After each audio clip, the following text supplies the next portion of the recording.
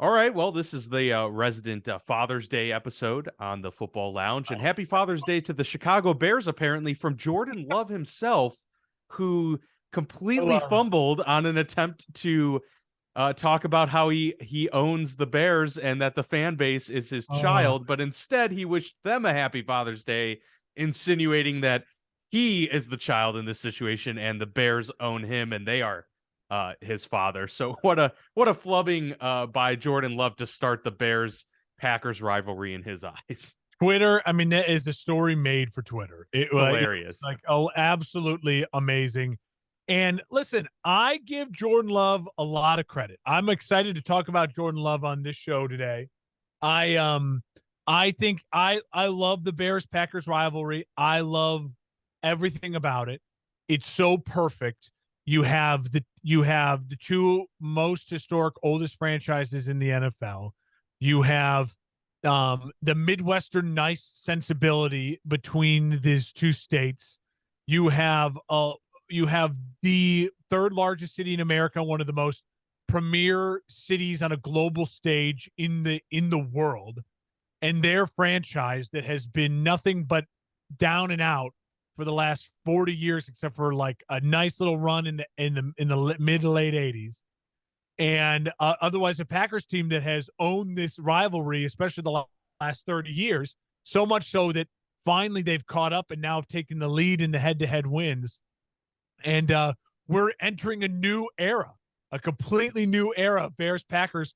And Jordan Love, who has no right whatsoever to say he is the daddy of the Bears, and then he can't even do the insult correctly. It just, I'm so ready for kickoff. That's great. I want Bears Packers tomorrow, and you know, us as fans, it's one of those funny things where everyone's, you see it on Twitter, you're trying to throw insults back and forth each other, and neither of us yet are confident enough to do it. Bears fans are just still so traumatized that That's we don't want to true. poke the bear, and yet Packers fans don't have the leg to stand on anymore, where they can just tweet the Aaron Rodgers, championship belt gif, like they've been able to do the last 15 years. So it's a funny, hilarious quote by Jordan Love. I get what he's trying to do, and he fumbled it big time. Hopefully, his trash talk actually in game is better than his trash talk off the field, trying to make headlines here in the offseason. Did he address it, by the way? I'm not sure because it Apparently, definitely blew up on Twitter. Like, has he come back and been like, you got me or whatever? I Has he don't know. owned I, it? I didn't look too hard at the details, and I don't Yeah, care. I Either haven't way, he seen that. screwed up in a hilarious fashion. And you know that Bears fans will be there. So a Soldier Field opening night, opening weekend with signs. Thanks, son, to Jordan Love, from Bears fans. So you got to be ready for it. Got to be ready. Well, we are ready for this episode where we dissect and break down Chris Sims's top 40 quarterbacks in the Yeah. NFL, looking at that list. So let's get to it.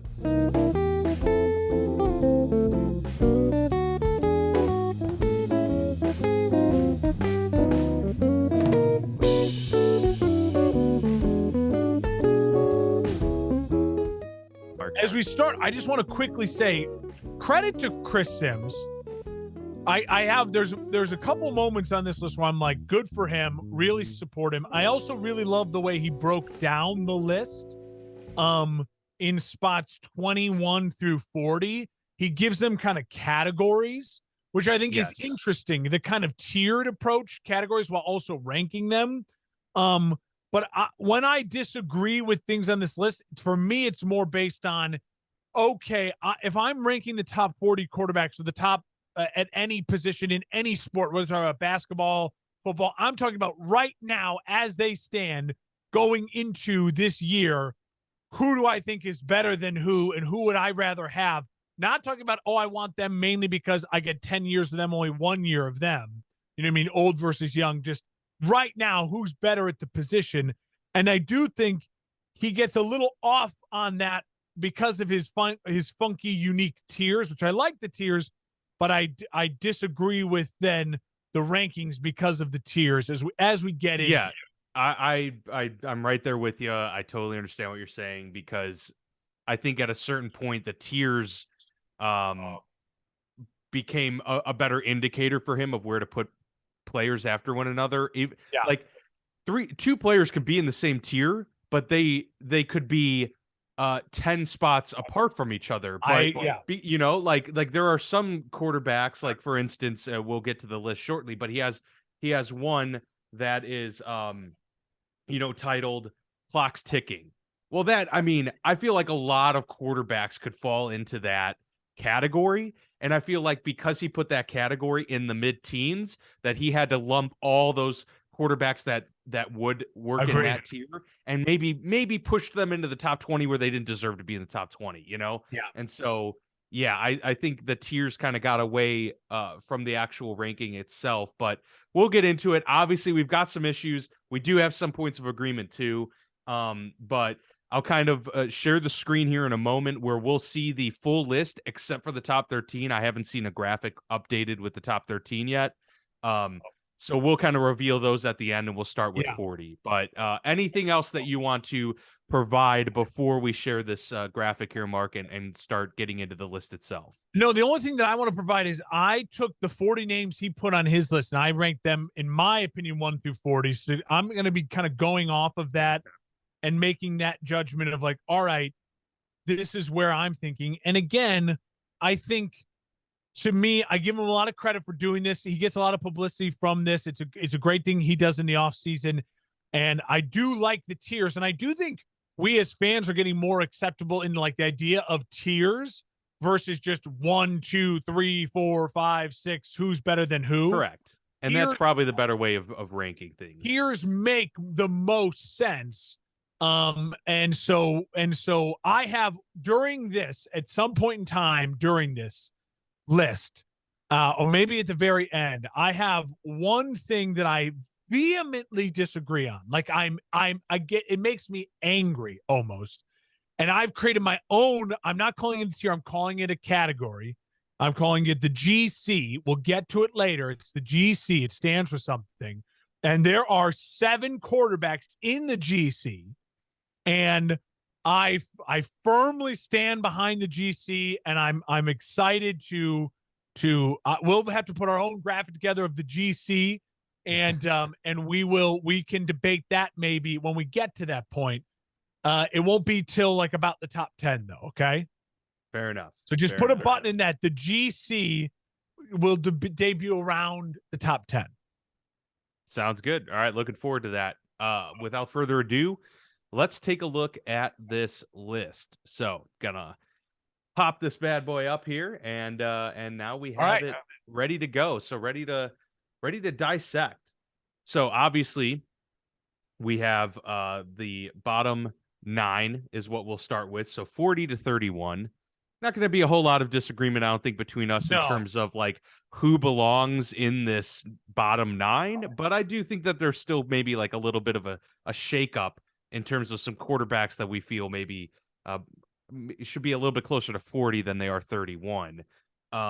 It shows, show me sophomores is Desmond Ridder and Sam Howell at the very bottom, 40 and 39 respectively. That's interesting because obviously there's only 32 starting quarterbacks, and these are 2 quarterbacks we expect to be starters this upcoming season, meaning we've got some backups in here that he has ahead of these guys. And then it goes Bryce Young, CJ Stroud, Anthony Richardson. So the 3 rookies that are included in that gap. This is where I kind of came into my first little issue. Well, for one, I thought Sam Howell showed a lot of good things at the end of last year in his one game. It's a very small sample size. But he does come across as like kind of like a Baker Mayfield-esque type of player. I liked his accuracy. And so I think maybe he deserves, because he's at least played in the NFL and shown something, to be maybe a little bit higher into like that 35, 36 range. And then for Anthony Richardson to be the quarterback ahead of the other 2 rookies, that was a little surprising to me because I know that there's a lot of hype around his athleticism and his flash and sizzle. And we all know that obviously if he's able to hit that ceiling that he has, then he could be the best quarterback. But because we haven't seen anything from these guys, I think you kind of have to give it to CJ Stroud or Bryce Young who seem way more NFL ready right now and have that skill set that's easily transferable rather than what would be a much bigger crapshoot in a guy like Anthony Richardson. I mean, your thoughts on that here as we go through the bottom five. Yeah, again, I'm with you 100%. I think the buzzworthy backups, for the most part, I think all of them belong in that 36 through 40 spot. Jarrett Stidham, to me, fair. like when I reorganized it, I have Mike White at 40. Mike White had some really nice electric kind of moments with the Jets overall. But again, he's no one that I would want to be starting the year with. Of the 40 guys on this list, he'd probably be the last person I'd want starting the year with. Jarrett Stidham would be number 39 for me. Like, I have no desire to start the year this year with Jarrett Stidham. At that point in time, Sam Howell and Taylor Heineke are coming in my 38 and 37 spot, where both guys feel very similar to me. And I think Sam Howell has got a higher ceiling because we still just don't know. But if you were to tell me Sam Howell is basically Taylor Heineke, where he's mobile, feisty, kind of got some leadership to him, and can win you a couple games, I'd take that and I'd believe that, and I would go, I could roll with that. But again, you're still so unknown. Gardner Minshew, to me, would be the best of those guys. I'd put him at 36. And I'd put Ritter at 35, mainly based purely still on the ceiling. I think he's still got that kind of highest ceiling of the buzzworthy backups / soft show me sophomores, right? Like I would take him above all of those guys. So that to me would be 40 through 35. And then I think the rookies are criminally underrated, the NFL virgins. I would have them all ranked considerably higher based purely on potential film out of college and just at like raw athleticism for like Anthony Richardson over a Mike White. You know what I mean? Like if you have a competent offensive coordinator, Anthony Richardson can come in and run a playbook like that they ran with Tyler Huntley or the Justin Fields and just run for 1,000 yards. You know what I mean? And be a weapon that I'd much rather have than I'd rather have Mike White. So I'm giving them a lot more credit, and I'll get to them where I have them as far as where I have them ranked a little bit later on. But yeah, for me, like 40 through 35 should just be filled with the backups / the show me sophomores. Yeah, no, I don't disagree with that, and I do think you properly kind of allocated a couple backups like Andy Dalton and Tyler Huntley to maybe the next tier of like the elite backups in the league. And I think that's fair as well. So I agree. When a lot of this too is philosophical. Like I know that you made your list 1 through 40, which is great. I took a little different approach and was just kind of more like philosophically, what do I disagree with about placements of some of these guys? And so I think that'll make for a good conversation here as we get through this list, because you'll be able to reference specific points, whereas I have like a couple of just like philosophical disagreements with certain things. So like the Tyler Huntley, for instance, would I ask myself a lot of times, would I rather have this person playing a game for me to start the season? Yeah. Or would I rather have someone else? I don't think I could put Tyler Huntley, excuse me, ahead of CJ Stroud or Bryce Young, for instance. I would rather start the season with one of those two guys, not just because of like the ceiling that we haven't seen realized yet, but because I truly think that they just have way better tape out there. Yeah. Even if it's not NFL tape. I think, Tyler Huntley's got moxie to him. He has that mobility. I just haven't seen much at all in the way of the passing game to like give me any confidence. Whereas we know that CJ Stroud's got an arm on him, and we know Bryce Young is hyper accurate. I'll take those guys 100% over a proven, good runner in the NFL as Tyler Huntley has shown to be. Andy Dalton kind of comes into the conversation there because obviously he's a grown up. He's a guy that you'd be fine trusting, a couple games of your franchise too, and he's certainly capable. So yeah, I mean, I put those guys in that kind of next tier, in the low 30s, approaching 31. So that's where I definitely agree with you that you need to bump Jarrett Stidham down. You need to bump. Oh my God. The only thing is, I'd say I think I would take Taylor Heineke, to be honest with you, over Mike White or Gardner Minshew. Yeah, I You know, agree. in I have those. him over. Well, I like Minshew a little bit. I think he's Okay, fine. fair enough. But yeah, But I mean that's we're grasping at straws at that so point anyway, because they're all backups that yeah. can be spot starters. So philosophically, where I love what Chris Sims did, and again, I'm gonna trash him at times, so I want to praise him when I agree with him. Love that he put Jordan Love at 31. And I Yeah, I think think that that's fair. and I think that is absolutely fair. I actually have Jordan Love a little higher. But because I think that he's got so much experience now sitting behind in that offense. Christian Watson developed. I think he's in such a great situation. Now, again, if this is just purely you have to pick from a group of guys and you're up next who you taking and you don't have the experience, you don't have all of the other things going for him, I think Jordan Love is accurately ranked around 31 because he's such an unknown and his raw physical talent isn't nearly some of the guys that I would have, above him, even the rookies. So looking at my list, I think, Would you'd rather have him than Davis Mills though, right? I probably would. Yeah, Yeah, absolutely. yeah. So I think that was dirty of Sims to do that to Jordan Love, but I love it personally. For So sure. I have Tyler Huntley. I put him down at 34. I actually go Baker Mayfield at 33. I've seen enough from Baker.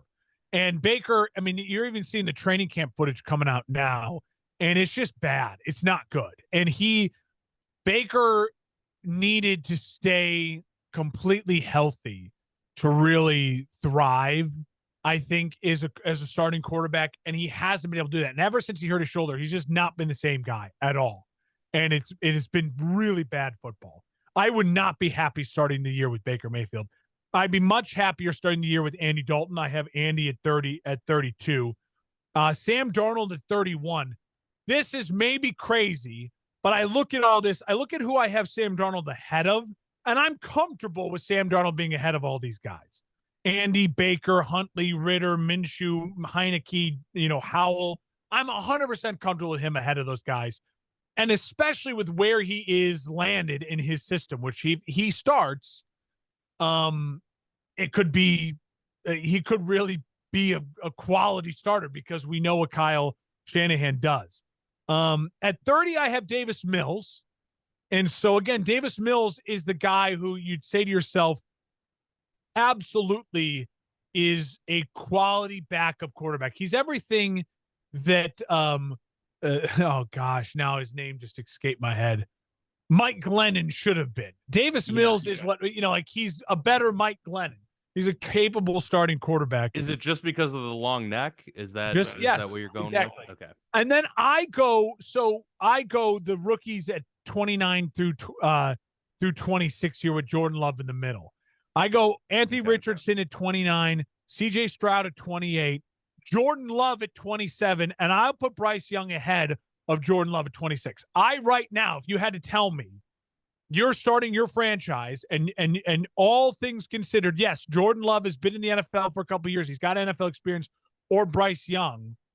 Who do you think is a better quarterback? I think Bryce Young is probably a better quarterback for you have 1 year and every year it starts fresh. You get to choose one guy right now. I would roll the dice and say, I think Bryce Young is a better quarterback than Jordan Love. So I'm going to put him ahead of him slightly, 26 to 27. And then it gets into other guys now we haven't really touched on yet.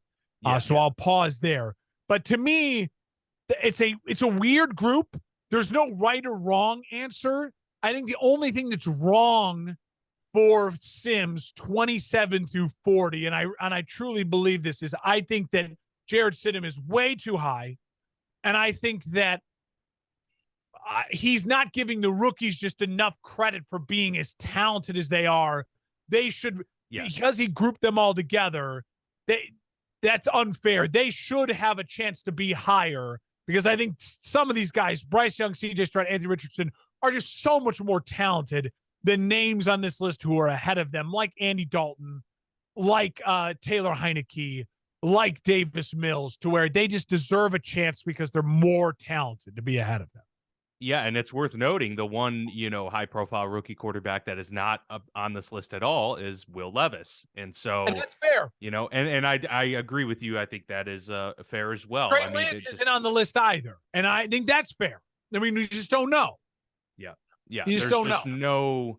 there's so many uncertain. Now we have data to support, the fact that we have seen it not work, and that's not to say we Yeah. think it won't or can't. It's just that's the only supply sample size that we have right now is Trey Lance not working out so far due to injury. So not necessarily his fault in terms of that.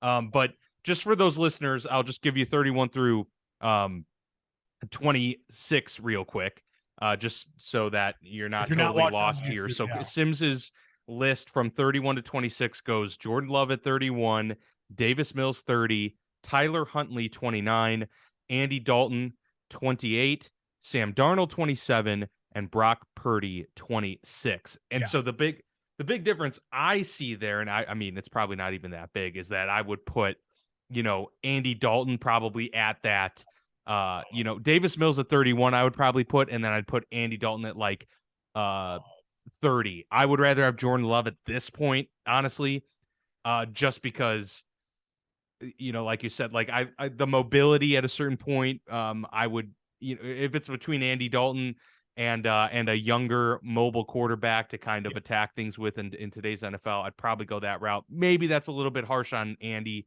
but it is what it is there. But that's really the only difference. Like I think Sam Darnold's properly rated there. Tyler Huntley's that guy that we just talked about, just kind of in the middle of the backup situation, one of the higher end backups maybe. But so Sam Darnold's that guy that we've seen do it at a high level at times at very like small spots, and then we've seen the obviously the terrible and the really rough. Yeah. He definitely is in the best position he could possibly be in San Francisco. So that probably elevates him a little bit on the list just because of landing spot. If Jordan Love was in San Fran with not much competition, I'd probably put him at like, 25 or something like that. And again, it's one of the hard things to do if you're doing a top 40 countdown, because a lot of this is just based on situationally. Who do who's in a great situation? If you're just trying to eliminate all that, which I think you should do if you're just talking about tiers and you're talking about ranking and you're just trying to say, who do you think is better and who would you rather have to, if you were, again, fantasy draft style, or every franchise had to dump all your players and then pick and start fresh. I think it's a little different. I think I think you have to then take a lot more into consideration. Dan, I will say we're now heading into a point of the list 25 through about 14 or about 10 is a very interesting group, because these are guys now that we all agree have either at points in time played really well, at points in time also shown really bad things. Some of them are old, some of them are young, and all of them have something that makes them a deserving starter, but all of them have things that also make us have big red flags or question marks. Yeah. And this is where I think you get the most overall in just the sphere of talking NFL. You get the most disagreements over the next 15 spots. And yeah, so this is the chunk for sure where there's contention. Let me give them 25 through 21, and then I'll toss to you and see if you have anything to say about those five. Okay. So at 25 we have Kenny Pickett just behind Brock Purdy, and then Baker Mayfield at 24, Justin Fields 23, Jimmy Garoppolo 22, and Tua Tagovailoa 21. Yeah. Anything stick out to you in that grouping of five? As then we enter the top 20 after that. Well, obviously, one thing that sticks out to me is someone who's not there, and that's Daniel Jones, because that's where he belongs. He belongs Correctamundo in this category, and not anywhere higher. So again, I think I personally don't have too many issues with the names in this category or in this area. No one is ridiculously too high or ridiculously too low, except for the fact that you do not have Daniel Jones here. And if you're looking at the graphic on YouTube, you don't even see Daniel Jones at 14 through 40. It's one of the biggest mistakes Chris Sims made on his list. He has, a spoiler alert, Daniel Jones at number 11. It is criminal. It's just criminal. Daniel Jones had a very nice season being used as basically a 1940s style quarterback running the football with a brilliant offensive head coach. Daniel Jones on the open market in this world, which we're talking about, all things considered, you just got to pick a quarterback and build an offense around them from scratch. He is about where you'd find him in this somewhere between 19 and 25. I don't know how Chris Sims got that so wrong and how he thinks so much higher of Daniel Jones. I really don't. Like I would personally, and I know this is obviously a little bit biased coming from me, but I would take Kenny Pickett over Daniel Jones any day of the week. I would take Justin Fields over Daniel Jones any day of the week. Yeah.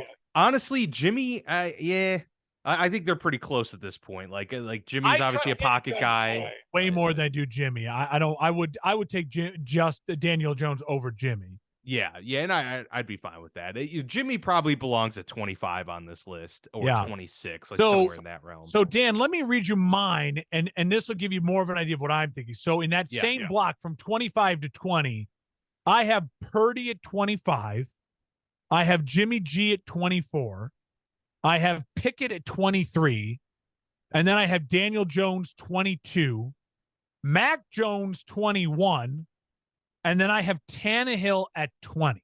So I have removed Justin Fields. I have moved him up, and I have basically swapped him and Daniel Jones. Now, I don't have Fields as high as he is Daniel Jones, but basically that's, in a sense, I've removed Baker Mayfield. I kicked him way down, right?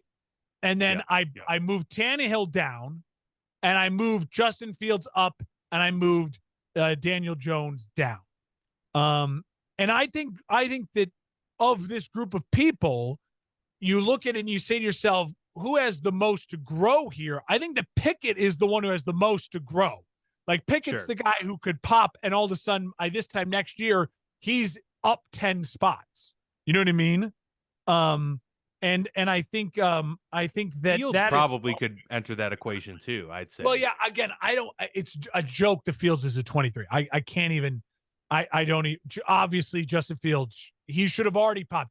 He was an MVP candidate from week 7 to week 14. I mean, he was doing things that were unreal. The Chicago Bears were scoring 30 points a game last year. Do you remember that? That is, I know it is crazy. That is because of one man, Justin Fields, and that's it. So it's insane that he's this low. It's criminal. So I had an issue with Tua being 21 as well. Like, I think he deserves to be a little bit higher. I think he deserves to be a little bit higher. I agree. A little bit higher, but I agree. I have him in the teens. I agree. Yeah, I wouldn't say it's egregious. I just, I'd rather have Tua than Mac. Yeah. I would rather have Tua than Absolutely. Tannehill. I'd agree. Rather have Tua than Daniel Jones, no doubt. And honestly, Mac Jones is hanging on by a thread at 21. Guys like Pickett, and Purdy and the Daniel Joneses and the Justin Fields, all of them very capable of swamping past him. He needs to have another return to the playoffs type of year, nice year to move, to stay on to this side of 20 and to move up. Yes. Yeah, totally agree. All right. So Chris Sims is 20 through 16 now. Is where things are a little interesting. So Mark had Mac Jones at 21. Chris Sims has Mac Jones at 20. Kyler Murray at 19. Derek Carr at 18.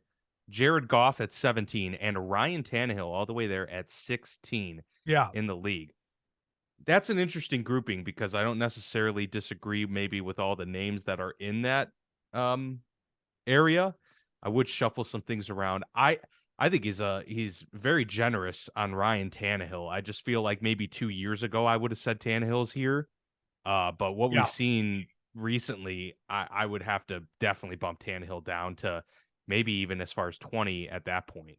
Maybe 21. I don't know. Yeah, I'm about to trash Chris Sims on one thing. So before I do that, let me compliment him. I love Kyler Murray at 19. I love that he had the balls to say Kyler Murray's 19. And part of that is, again, when you're thinking about this list, Kyler Murray, let's be honest, probably best case scenario, he's playing football by like week 9 this year, week 8. Most likely will probably sit the whole year and probably should sit the whole year. He tore his ACL late last year. The film we had on Kyler Murray when he was playing last year was not great. The year before that, he had led his team to the playoffs, but down the stretch was bad and was terrible in the playoff game. So his recent playing, bad playoff game in a big moment where your team needs you, really rough start to last year, and now injured. While he's already undersized, and mobility is what makes him a starting quarterback and special in the league. We won't get to see him, probably, my guess is, at all next year. So in a year from now, in June, mid-June of 2024, Kyler Murray will be doing this again, and will not have seen him play football for a year and a half. And I think at that point in time, depending on how the rest of the league pops and shakes around him, he'll probably still be ranked somewhere in this group, 20 to 25, 26, because the raw talent's still there. You're willing to take a flyer on him. So I love that he had the balls to already put Kyler this low, because I do think Kyler at this point in time, in all fairness to him and the other people playing, he belongs here. He really does. So credit to Chris Sims there. Now, conversely, there is no way in hell Jared Goff, there are 17 guys totally better than Jared Goff. Jared Goff, to me, it belongs much higher on this list, let alone behind Geno Smith and Ryan Tannehill. I don't see it. I just don't see it. You can, if you want to make the argument that he's below Russell Wilson, fine, but I just don't. But you don't think he's behind Jared? He's behind Daniel Jones on Chris Sims' list. Yeah. So remember, we're not looking. If you're watching on YouTube, he has Jared Goff behind Dak Prescott, behind Daniel Jones, behind Geno Smith, behind Kirk Cousins, behind Ryan Tannehill. No, I'm sorry. I'm sorry. That's not fair. That's just wrong. It's wrong. We'll get to where I think I have Goff later. My 20 through 16 is Tannehill 20, so I move him down considerably. I have Tua at 19. Tua is an interesting case because, again, we know for Tua, he could plummet off this list with one wrong fall and another concussion, or he could keep chipping away at this list and moving up if he stays healthy and is surrounded by so much talent and has a great year. I have Kyler at 18, and then I put Dak at 17, Geno at 16. Dak Prescott is today, right now, I feel like Stephen A. Smith. I'll try to calm down. I would have Dak ahead of Geno. Today, at this moment, Dak Prescott is a worse quarterback than Geno Smith. He led the league in interceptions. He led the league in interceptions. He only played 12 games. He has not been consistently healthy. He is look at Dak Prescott's attempts versus interceptions ratio. It's insane. The amount Davis Mills threw like 200 more passes than him and had the same amount of interceptions as him. He turns the ball over. He's lost a ton of mobility. He's never had the arm strength to begin with. And now his accuracy, which he was praised for, is dipping because he can't stop turning the ball over. Like Dak Prescott let's be honest about Dak Prescott. He's a great leader. He's great at the microphone, but he is no longer the better of this category of guys who are immobile and rely on accuracy and smarts to move and win the ball and win games. I think Dak Prescott, 17 is as high as I can go with Dak Prescott. It's as high as I can go. Tomorrow morning, if you said you want Geno or Dak for the year, I would lean towards Geno. I would. I think Geno and him, and now it's a fraction. Again, you're splitting hairs, one spot versus another spot. Geno and Dak belong in the GC group. I will debut the GC group soon, but they belong in the same group. But it's split. It is splitting hairs. But I'm so done with Dak Prescott. I mean, I don't think Dak Prescott is any more than the 17th best quarterback in the league right now. Well, yeah, I'm not going to fight you too much on that because Derek Carr, Dak Prescott. Derek Carr, yeah. And he has Derek Carr at 18, and he has Dak Prescott at 13. Like, that's not splitting hairs. That's a large jump. Well, I would take Kyler Murray over Dak Prescott, to be honest with you, though, too. So, like, I do like that he's low. Yeah, the only reason I don't is because of the injury. Like, right now, Kyler can't play football. But again, Kyler and Dak are the dividing line between legitimate starters from here on out and guys who you're not thrilled with your situation overall. I mean, that's the dividing line, right? Yeah, and I think they're properly grouped. I will say, like, once you get into these mid-teens all the way up to 1, a difference of a spot is much more magnified. It's a bigger deal. Having a tussle over 31 and 32, not that big of a deal. Yeah. But yeah, as we get here, when we're talking about, like, there are some fine lines. Every spot matters from 15 on, for sure. Absolutely. I can't put Dak higher than 17. I put Geno ahead of him. I put Carr ahead of him at 15. And then I know our graphic ends here, but I have Sims here pulled up all the rest of the graphic.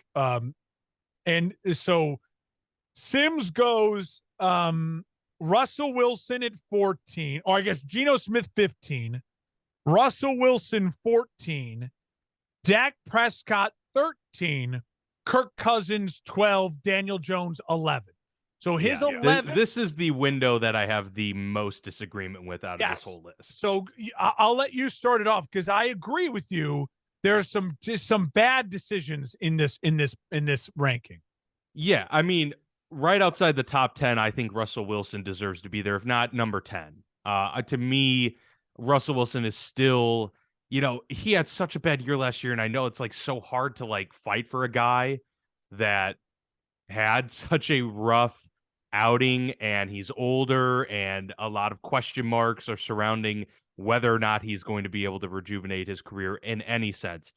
I just feel that, it's one of the things I agree with Colin Cowherd on, for instance, where he's kind of hammering home, like, are we really buying that this guy just completely fell off the rails? Or is the more reasonable explanation that Nathaniel Hackett, who was one and done at head coach, was in over skis on this one?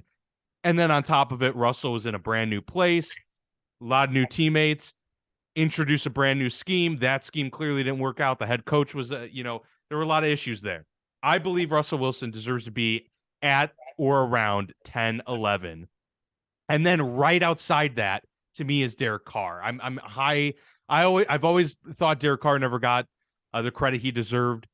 I consider him in that realm of Kirk Cousins, but I would take Derek Carr over Kirk Cousins most days. I feel he's more clutch, and I think he has just about the same skill set. Yeah. And so, I wouldn't argue too heavily, but I would put, Derek Carr right around 11 as well. And then I would put Kirk or Geno right, behind him with Dak. So to me, Dak is in like a 14-ish. That's kind of where I would put Dak. And so the biggest, obvious here's the issue is that Daniel Jones is at 11. Ridiculous. I'm moving Derek Carr up about 7 spots here. I need you.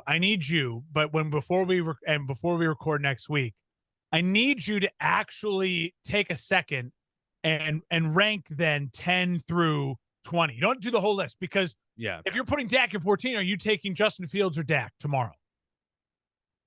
I mean, see, because I'm taking Justin Fields. So when you start to do it, Dak's not 14. Like Dak, I'm telling you, Dan, when you do this, you realize quickly, we never loved Dak anyways. Dak was always borderline top 10. And he has gotten so many injuries now, and he's not young. Like he was No, you're right. I'm probably taking Fields over Dak. All of a sudden, you need to be honest about it. He starts falling down your list. So for me, I don't necessarily disagree with you. I have Derek Carr at 15. I have Fields at 14. So Fields to me is now my line of, That is the highest of the unproven youngish guys. Where, yes, he hasn't actually done enough to earn the spot, but I'm trusting my eyes, I'm trusting my gut, and I'm saying to myself, I think this kid has it. And I know you're going to say, well, you're just because you're a Bears fan, but when you watch what Justin Fields did week 7 through 14 last year, it is like nothing we've seen with how little he had around him. And I don't know how you can't be excited about what that ceiling is and what he's capable of doing starting in a game. So I have Carr 15, Fields 14. I put Kirk Cousins 13. So only a spot lower than Chris Sims has him. Kirk Cousins, he is so frustrating. But let's be honest, I trust him right now more than I do Dak.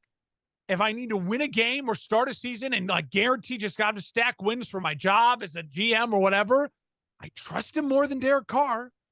I feel like he's got a little bit more of his teammates actually do like him and gravitate towards him because he's so awkward with his JCPenney dad shirts that when he throws the chain on, the dudes do rally. But I think you also know that if Derek Carr or if Kirk Cousins is starting for you, you're probably not going to win a playoff game. But he's almost as high as you can get with knowing that I'm going to get to the playoffs and not win a playoff game.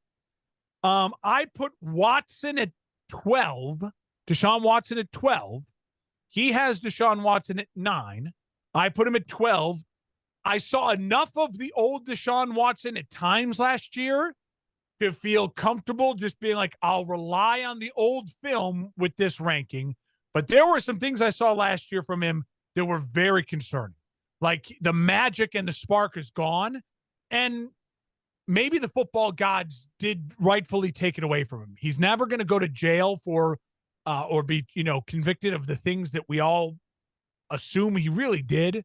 Allegedly, I don't want to get sued by Deshaun Watson's camp, but where there's smoke, there's fire. I think we all can agree for the most part that he did some really terrible things. And maybe the football gods have just taken it away from him. You take that much time away from the game, maybe you just never get it back. But I'll give him at 12, and I put Russell Wilson at 11. So we're right there with Wilson, 11. Yeah. So before we move any further, at number 10 for me is Jared Goff. And now, let me say this. The GC is the Goff category. So I would argue over the last 4 years in the NFL, we have been mislabeling a group of quarterbacks. So over the last 4 years in the NFL, the group of quarterbacks should have been called the KC, the Kirk category, or the CC, the Cousins category, where we all know it, right? As NFL analysts, we talk about it all the time. He's like a Kirk Cousins guy, Dak Prescott. They're one of those guys, right? What are those guys? Those guys are physically big enough, strong enough, and capable of being starting quarterbacks, of winning games, of making playoff runs.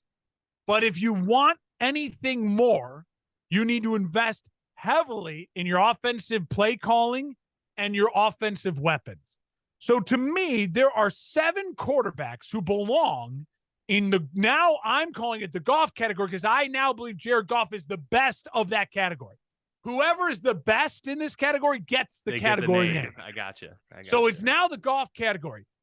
What he did last year, his numbers were incredible. And Jared Goff has been to a Super Bowl, unlike Kirk Cousins, unlike Dak Prescott, unlike all these other guys. So when you give him the right offensive play calling, the right offensive talent, he puts up numbies like nobody's business. And he's doing it now in Detroit, which is even more impressive than when he was doing it in LA because of Detroit is a historically downtrodden franchise. So to me, Jared Goff at number 10. Jared Goff, it's his category. So Dan, this is to me the Goff category. He is number 1 of the Goff category. Number 2 of the Goff category is Kirk Cousins. Number 3 is Derek Carr. Number 4 is Geno Smith. Number 5 is Dak Prescott. Number 6 is Mac Jones, and number 7 is your guy, Kenny Pickett. Now, here's the thing. None of these quarterbacks will ever leave this category. Some more may come in. In order to leave the category, you have to be demoted to a backup or you have to retire, right? So like Jimmy G, Andy Dalton. Well, are you saying that they can't, some of those younger guys can't evolve into being, they are superstars? Well, and that's the thing. Like Kenny Pickett is the one name, and Mac, I guess you could say he's young enough. They're the two that at least have a chance to get out of the category. But everyone else their legacies are cemented. They're in this category. Okay. And that category is, again, you're big enough, you're strong enough, you're tall enough, but you have nothing about you that is physically special. There's nothing about you that's physically special. You are what you are. And in order to, because even Geno, like physically, there's nothing special. In order to get out of but in order to win in the playoffs, you need a lot of things to go right around you.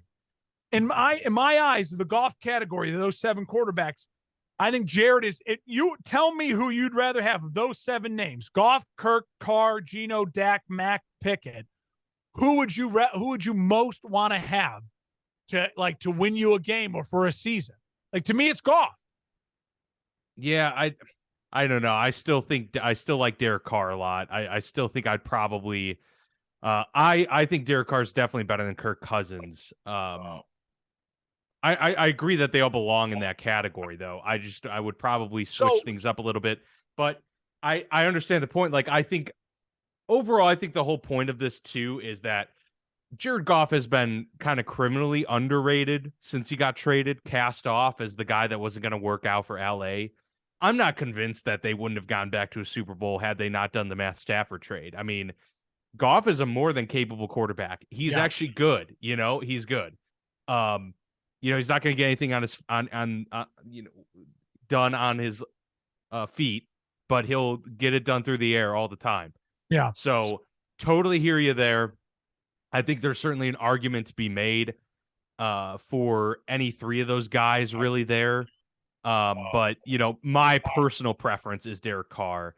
But I think they're really close. Well, in the rankings, for instance, I think more about it would probably put Derek Carr around like the 12-ish range, and Jared Goff would probably be like 13 for me, somewhere around that's there. Fair. That's totally fair. What I'll say is, in fairness to Derek Carr, he finally now has an opportunity to prove he is the best of this group. Like, he really does, because he's away from a terrible franchise. He's with a franchise that historically isn't great, but has had more modern stability. He's got a ton of weapons. So Derek Carr has a chance to own this category. He really does. Yeah. He really does. So going off that, let's go back to Sims. So this is really interesting, Dan. Do you have 10 through, or do you want me to read 10 through 8? Yeah, I got that grouping. You want 10 through 8, you're saying? Well, you just want to do those 3 at a time? Yeah, let's do 10 through 8 really quick, just to kind of, I think we've talked most about it, but. Yeah, so at 10, he's got Matt Stafford, 9, Deshaun Watson, and 8, Aaron Rodgers. Yeah. I actually don't take too much umbrage with Aaron Rodgers being he's in the right this low. I actually think 8's like pretty solid.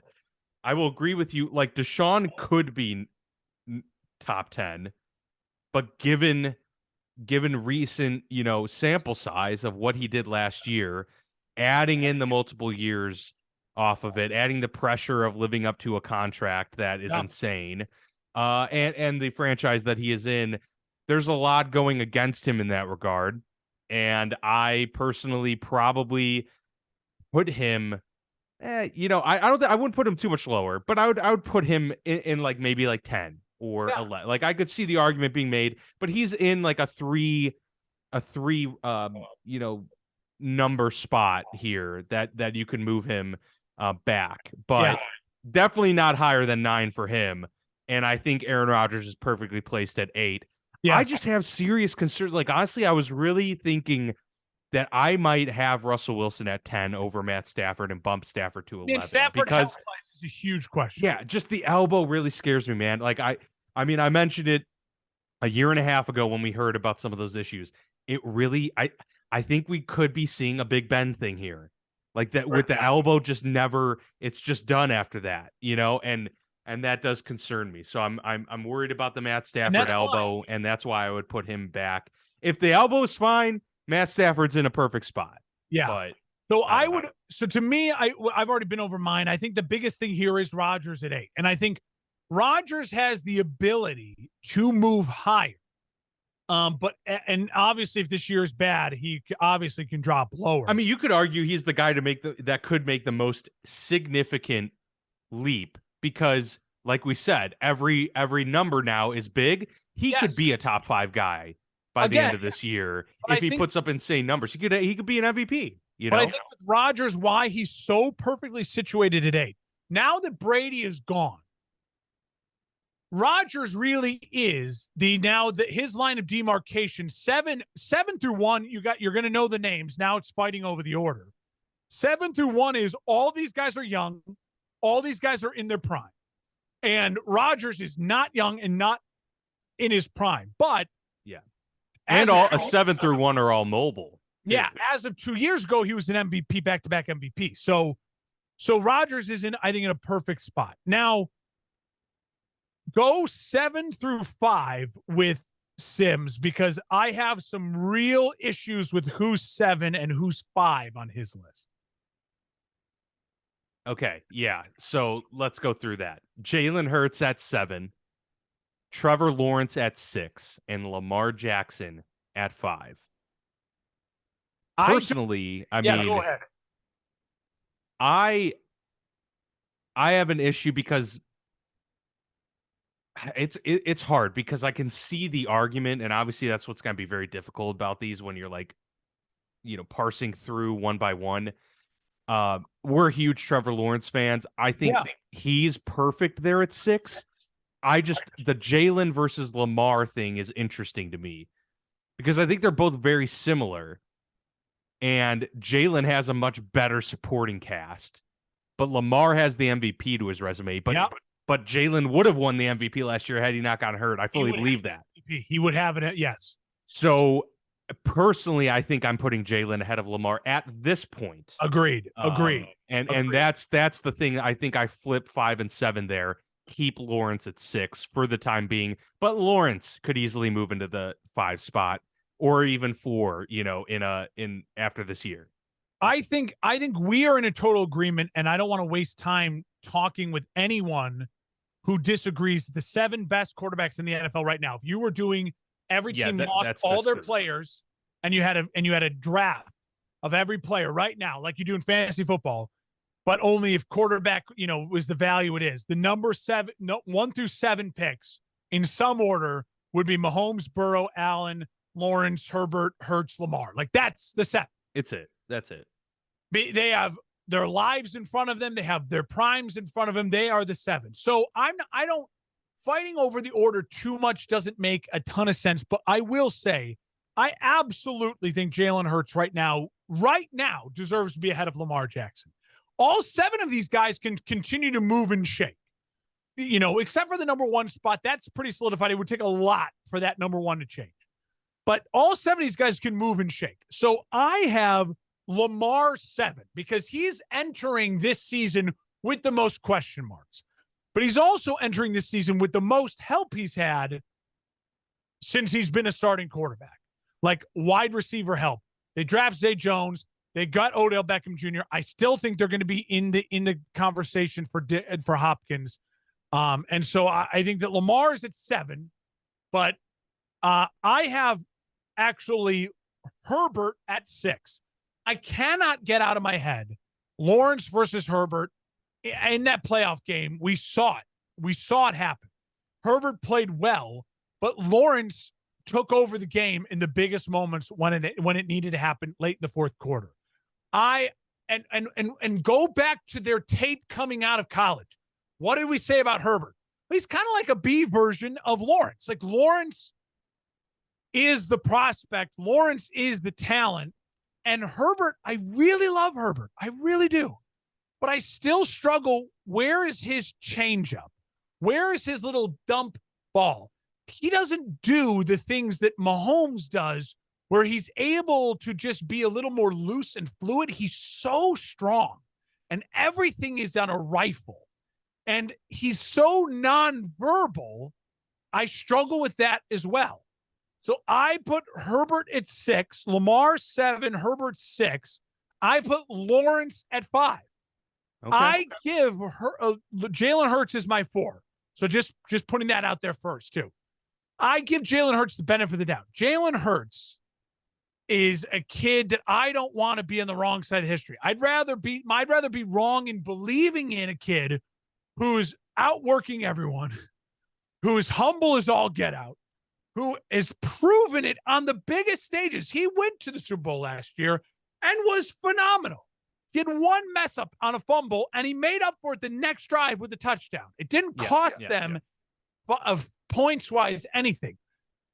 He has got a head coach that believes in him. He's got an organization that believes in him. He just got a deal that is team-friendly and pays him. Like, he is everything you want right now, and he's done it on the biggest stages against a great defense in San Francisco at home. He played his best football. He played his best football in the biggest game against the Chiefs in the Super Bowl, where they were, had turf disadvantages and cleat disadvantages. I'm just very high on Hurts right now. I don't want to be on the wrong side of history with Hurts. And so I've seen him do it in the biggest games. I think every guy in the NFL loves Jalen Hurts. I think Jalen Hurts is the type of guy that the story you believe in, the second round pick, all of those things are things that win over a locker room completely. He's terrific at the podium. He's a vocal leader, unlike Herbert. He is a little undersized, but he doesn't rely completely on mobility. Hurts can throw the deep ball. He's got the touch passes. And so, again, it's splitting hairs. And if you told me you were stuck with Herbert, you didn't get Hurts, it's not like I'd be crying. You know what I mean? Right, sure. No one's upset in your building. But I'm going Lamar, Herbert, Lawrence, Hurts, where Sims goes Hurts, Lawrence, Lamar, and then he goes Herbert. I think he values Herbert a little too much. But again, that's me and him splitting hairs. These are the 7 guys, however you choose to rank them. As long as Mahomes is number 1, you didn't screw up that bad. Right. I mean, he picked the correct 7 for sure in terms of what we think and how our views align on this particular topic. In that grouping, so for I would you, agree.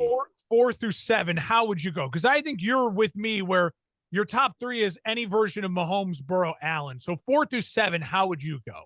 Yeah, it's very close. I mean, I would still maybe put Herbert just for this year, obviously. Like, if we're talking about building for the future, I would take Lawrence over Herbert.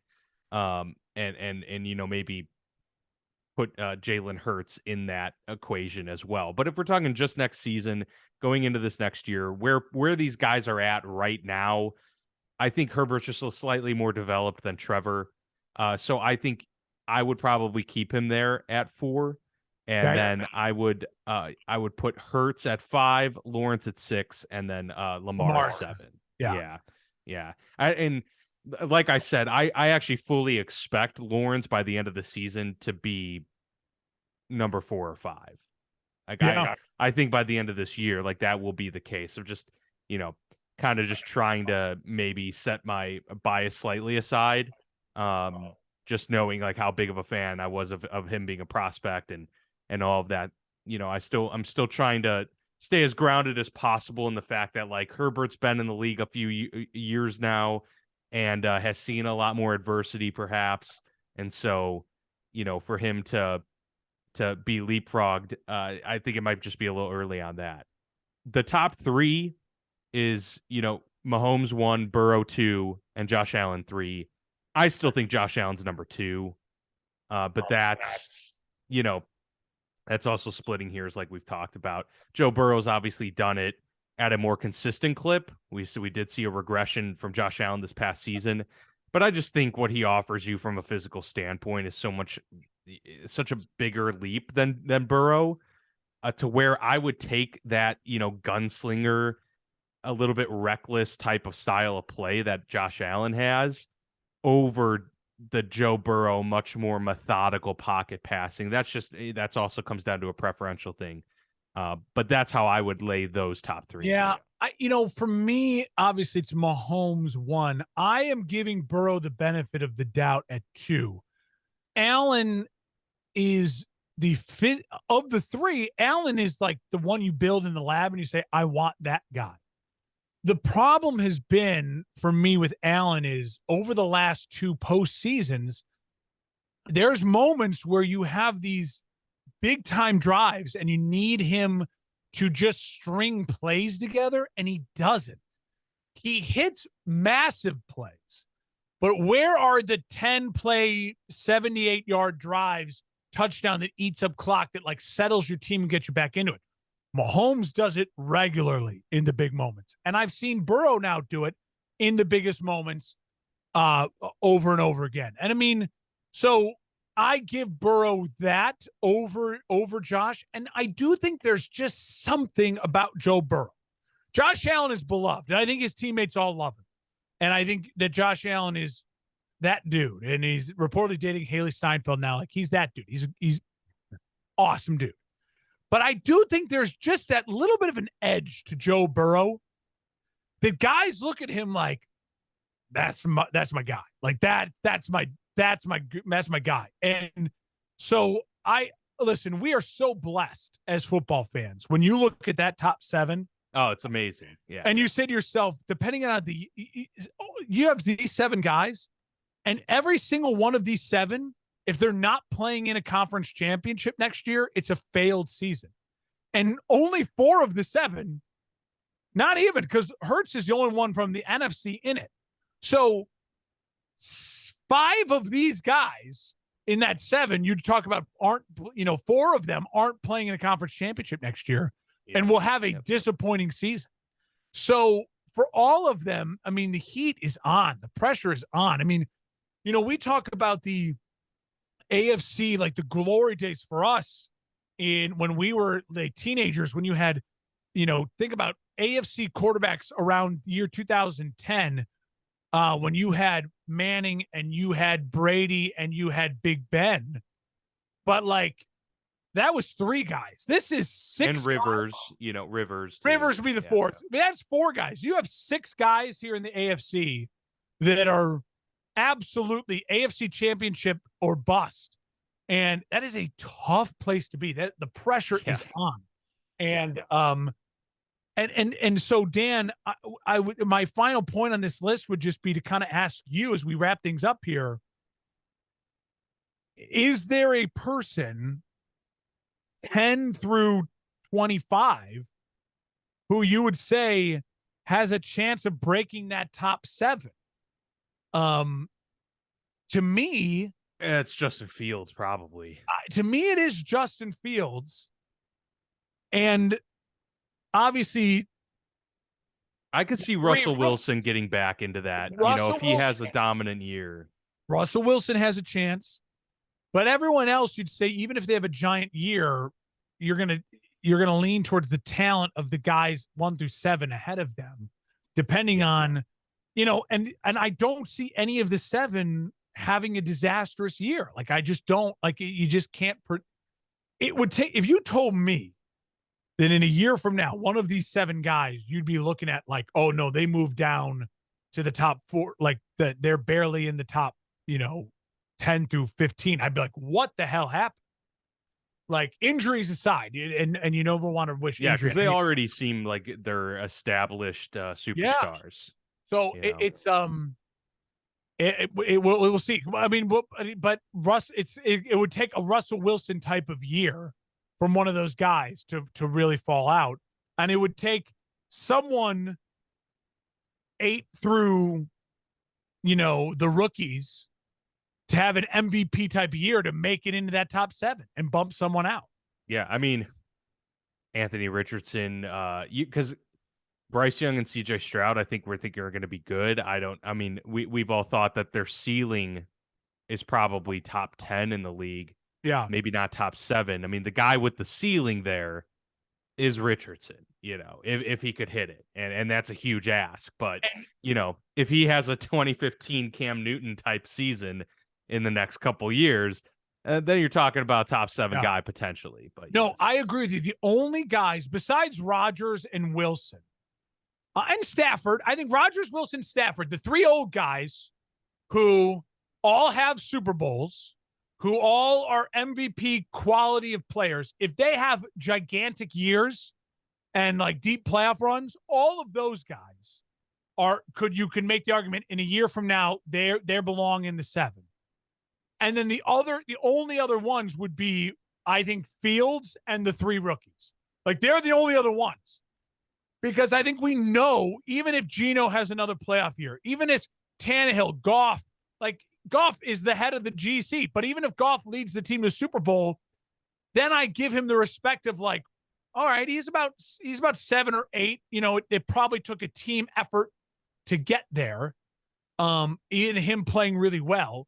But Brock Purdy, Pickett is that borderline guy who could become, like a top 12, top 11, you know what I mean?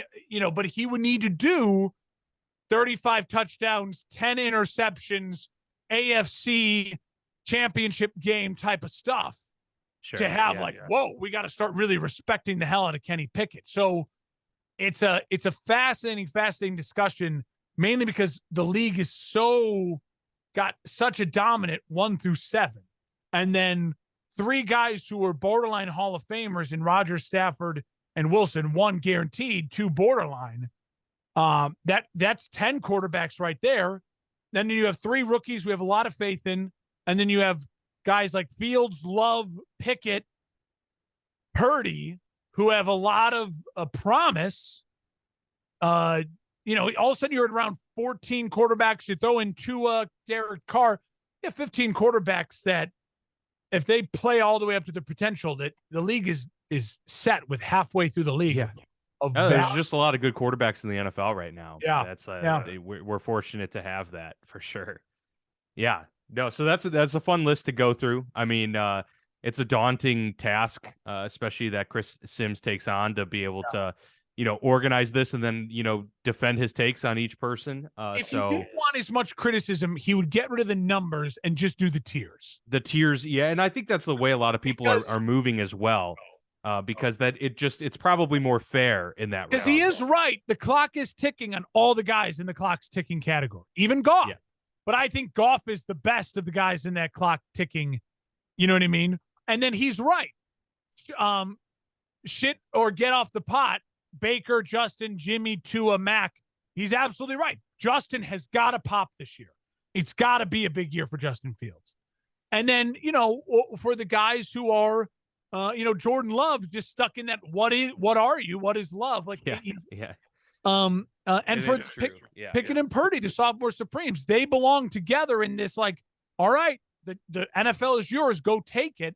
Or, where you just prove us to be who you are. I will say, because I just kind of thought of this, in terms of the backups, do you think that Mitch Trubisky belongs on here over some of these guys? Yeah. I actually think he might. He might be the best backup in the league, or like top 3 backup in the league. Well, so the more I'm thinking about it now, he might deserve to be on here.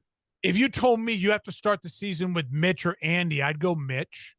Huntley or Mike close. White or Gardner. Huntley's close. Mills is close. I think Mills is maybe a better starting quarterback than Mitch, but certainly over Jared Stidham, Mike White, Gardner Minshew. Yeah, I'd rather start my season with Mitch than now. Howell or Ritter, I could see wanting to start my season with them because they both have a ceiling that's unexplored. Yes. It's an unexplored ceiling. But I'd rather have Mitch on my team in case shit hits a fan with either of those kids where it's like, all right, now I have a quality backup. Yeah. And just the experience that he brings too. I mean, he's started a lot of games. Yeah. So there is playoff. But yeah, that was the last thing that came to mind now. But yeah, it was a fun list. I'm glad we were able to do this breakdown. We've been teasing it for a couple weeks now. So yeah. Oh, Chris Sims, don't hate us. We agree with a lot. We disagree with some. Thank you for Jordan Love, Kyler Murray, Shame on you for Jared Goff. And Daniel Jones. And the Daniel Jones thing is Daniel just, Jones. that was Chris, I know your dad played for the atrocious. Giants, but come on. Come on, man. All right, yeah, so that does it. We're excited to move forward into the offseason here. This is like the big down period right now between the mini camps and before we get into training camps. So this like couple week gap here is going to be guys going home, getting rested up, healthy, continuing with their training, and then before we know it, a few weeks now, we're going to get into training camp, and then it's pretty much full systems go there until freaking February. So, yeah. Crazy. Looking forward to it for sure. All right, well, this has been the Football Lounge with Mark and Dan. We'll see you next time.